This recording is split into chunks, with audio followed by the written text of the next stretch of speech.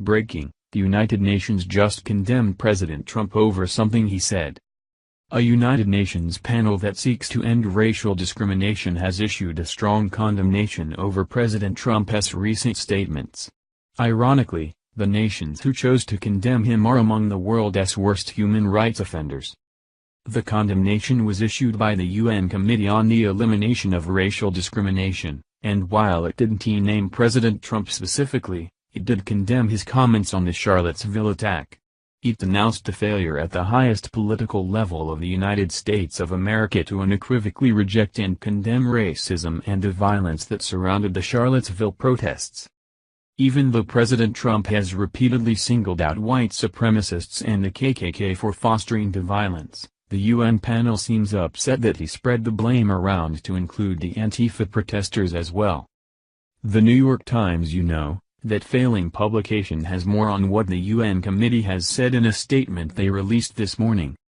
In a two-page decision that was dated August 18 but released on Wednesday, the United Nations Committee on the Elimination of Racial Discrimination invoked early action and urgent warning procedures in deploring the violence and urging the United States to investigate.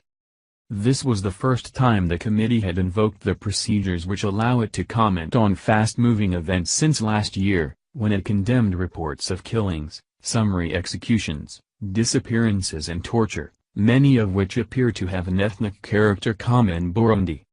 The committee called the Charlottesville violence, which took place mainly on August 11 and 12, horrifying and said it was alarmed by the racist demonstrations, with overtly racist slogans, chants and salutes by individuals belonging to groups of white nationalists, neo-Nazis, and the Ku Klux Klan, promoting white supremacy and inciting racial discrimination and hatred.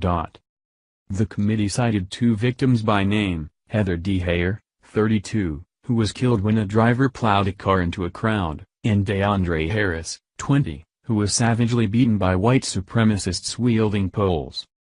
The UN committee includes the United States as a member, but also includes some nations with a dubious history on human rights, who now want to lecture President Trump.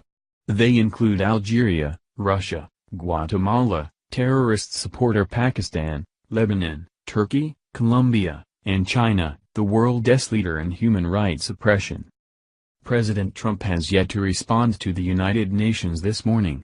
In the past, Trump has suggested the United States should not carry the burden of supporting the UN, which has criticized both America and Israel far more often than countries like China, Russia, and nations in the Arab world.